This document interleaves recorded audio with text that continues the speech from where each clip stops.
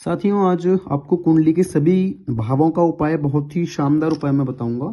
यदि आपकी कुंडली का प्रथम घर जो है, प्रथम स्थान कमजोर है, तो आपको सूर्य नमस्कार सीख लेने चाहिए और प्रतिदिन सूर्योदय के समय करें।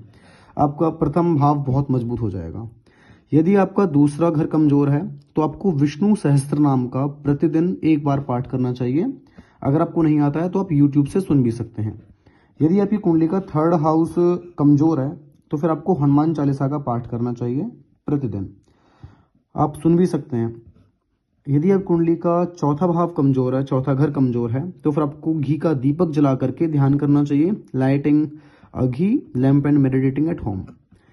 अगर कुंडली का फिफ्थ हाउस कमजोर है तो आपको गायत्री मंत्र का जप सुनना चाहिए मौन होकर के। छठा भाव खराब है तो आपको दुर्गा सप्तशती को पढ़ना चाहिए, दुर्गा सप्तशती का पाठ करना चाहिए। Worship of lord Shiva and Maa Parvati together if your seventh house is damaged. यदि कुंडली का सातवां भाव कमजोर है तो फिर आपको शिव पार्वती की एक साथ संयुक्त पूजा करनी चाहिए। आठवां भाव यदि कमजोर है तो रुद्राभिषेक आप लोगों को अपने घर पे करना चाहिए रुद्राष्टाध्यायी के द्वारा। नवा भाव कमजोर है तो ध्यान या फिर मेडिटेशन, साइलेंट मेडिटेशन अर्थात शांत होकर के ध्यान करना चाहिए। दसवां भाव यदि कमजोर है तो offering oil and prayers to Shani, आपको शनि देव को तेल चढ़ाना चाहिए।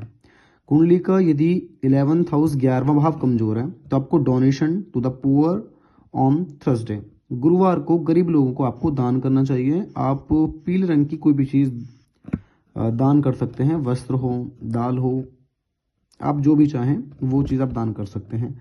यदि कुंडली का 12वां घर कमजोर है तो आप श्रीमद् भगवत गीता का पाठ करें, और भगवत गीता का पाठ यदि आप पूरी करना कर पाएं तो आपको 15वें अध्याय का पाठ कर लें।